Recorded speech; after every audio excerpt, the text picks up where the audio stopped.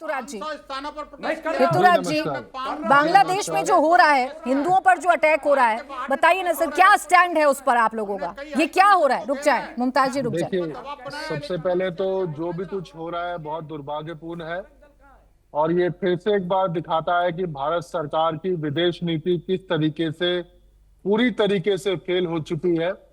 क्योंकि हिंदू मुसलमान का एजेंडा, बांटने की लड़ाई करने का एजेंडा अगर कोई चलाता है तो पाकिस्तान चलाता है, टेररिस्ट ग्रुप चलाता है, आईएसआई चलाता है।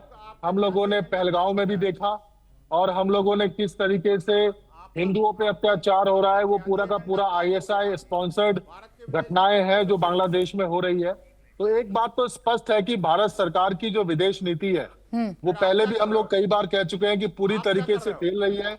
क्योंकि आईएसआई को और पाकिस्तान को जब हमारी फौज सबक सिखाने को तैयार थी, जब हम डिसाइसिव लड़ाई लड़ने को तैयार थे, तो उस वक्त ट्रंप के जो है सो दबाव में आकर के इन्होंने सीज फायर किया। ऋतुराज जी, मैं तो सीधा सवाल आज बांग्लादेश पर पूछ रही थी, मैं तो बांग्लादेश पर चर्चा कर रही थी। सुनिए ना, बांग्लादेश की चर्चा करते करते आप पूरी दुनिया की चर्चा कर गए, लेकिन जिस दीपू दास की सुनिए ना, जिस दीपू दास की हत्या हुई, जिस अमृत मंडल की हत्या हुई, उनके लिए 2 शब्द नहीं बोलते हैं हमारे देश में विपक्ष के नेता। मैं आपसे कह तो रहा हूं ना कि ये पूरी तरीके से भारत सरकार की विदेश नीति का फेलियर है, जो कि हमने बार बार देखा है। तो सर इसी पर सवाल उठा दीजिए। लेकिन आप लोग तो तब सवाल उठाते हैं जब आपसे सवाल पूछा जाता है। अपने विवेक से आप लोग सवाल नहीं उठाते हैं। आपको बांग्लादेश में हिंदुओं की हालत नजर नहीं आती है। पाकिस्तान के टेररिस्ट हिंदू मुसलमान का एजेंडा चलाते हैं। पहलगांव में हमने देखा, दुनिया ने देखा,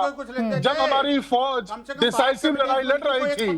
वही बात है ना ऋतुराज झा साहब, ना तो आप मुझे अभी क्लियर नजर आ रहे हैं, ना आपका स्टैंड मुझे क्लियर नजर आ रहा है। आपने गोल गोल सारी बातें घुमा दी, लेकिन ये नहीं समझ में आया कि आप लोगों का स्टैंड क्या है। बस आपका एक सवाल समझ में आया तो जवाब ले लेती हूँ मैं अजय आलोक जी से। अजय आलोक जी, विपक्षी कहता है कि आप लोगों की विदेश नीति फेल है, इसीलिए सब कुछ हो रहा है पड़ोस में। पूरी दुनिया के सामने रुकें झा साहब, रुकें। जब बुद्धि कमजोर रहे ना तो विदेश नीति समझ में नहीं आती इनको। पाकिस्तान बांग्लादेश में कट्टरपंथी हिंदुओं को मार रहे हैं, खुलेआम वहां पे शरिया की वकालत कर रहे हैं, खुलेआम इस्लामिक राष्ट्र बनाने की बात कर रहे हैं, और विदेश नीति हमारी फेल है। क्या करें?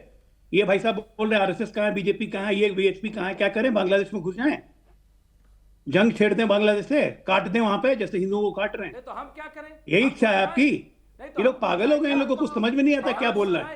एक बात बताइए, संसद में फलस्तीन का बैग लेके पहुंच जाएंगे, संसद में फलस्तीन का बैग लेके पहुंच जाएंगे। मुंबई में प्रदर्शन के लिए 5 लाख लोग निकल जाएंगे फिलिस्तीन के लिए। जयपुर में, दिल्ली में, श्रीनगर में, हर जगह फिलिस्तीन के नारे में समर्थन लग जाएंगे।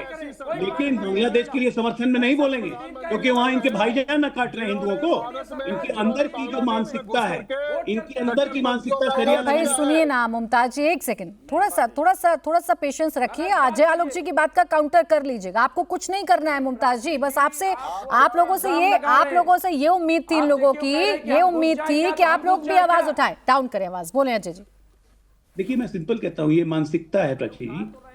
जब फिलिस्तीन की बात आई और इवन की वो जो आतंकवादी संगठन का हेड मरा वहां पे लेबनान में, तो पूरे प्रदर्शन निकल गए मुंबई से लेके, जयपुर से लेके, महाराष्ट्र से लेके श्रीनगर में, अपने मुसलमान भाइयों के समर्थन के लिए। ये अंदर से खुश हो रहे हैं वहां पे हिंदुओं को काटा जा रहा है। ये अंदर से खुश होते हैं, ये जितने शरियावादी लोग हैं जिनको इस देश में शरिया का शासन चाहिए, ये अंदर से खुश होते हैं। बोले उनको यही मुमताज, चीज यहाँ भी करने का मन करता है, यही चीज उनको यहाँ भी करने का मन करता है। मुमताज जी जवाब। और इसीलिए हर गैरवादी चीज को जिसको मुसलमान कर रहे हैं उसको कवर फायर देने के लिए बैठ जाएंगे यहाँ। सुनिए ना, एक सेकंड रुके मुमताज आलम रिजवी जी। मुमताज आलम रिजवी जी, अभी मैं आपसे बांग्लादेश पर चर्चा कर लूं। और जो अजय आलोक जी कह रहे थे, आज बागपत में वो चरितार्थ हुआ है, एक शख्स का वीडियो खूब घुमा, हालांकि पुलिस ने मरम्मत कर दी है उसकी।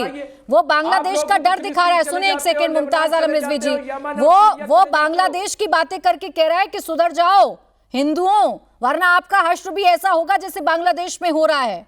इस सोच पर आपत्ति है मुमताज जी, इस पर बोलिए ना, फतवा जारी करेंगे क्या उसके खिलाफ? नहीं, बिल्कुल मैं फतवा जारी कर रहा हूं। जो भी इस तरह की गलत बयानी कर रहा है, समझ गए, जो भी गलत कर रहा है, मैं कह रहा हूं गैर इस्लामी है और इसको जितनी बड़ी सजा दी जानी चाहिए वो दी जाए। जो भी इस तरह के इस्लाम के नाम पे धब्बा है, कलंक है। बिल्कुल। और मैं मानता हूं कि हैं लोग शिद्दत पसंद, मैंने कभी इनकार नहीं किया। यही तो बात है ना मुमताज जी, जब ये सवाल मैंने आपसे पूछा, बागपत की घटना का जिक्र किया, तो आप टीवी पर बैठे बैठे फतवा दे रहे हैं, और जब कोई धार्मिक गाना गा देता है, कोई भजन गा देता है, तो पूरा समाज उसका बाइकॉट कर देता है। कोई पूरा समाज बाइकआउट कर देता है। कोई अपनी बेटी की शादी में किसी हिंदू को इनवाइट कर लेता है तो पूरा समाज बाइकआउट कर देता है। लेकिन यहाँ ऐसा कुछ नहीं होता। टीवी पर बैठकर कह देते हैं हाँ मैं फतवा जारी करता हूँ, करिए ना बाइकआउट। एक छोटा जवाब विनोद बंसल जी फौरन से आपका, जल्दी से।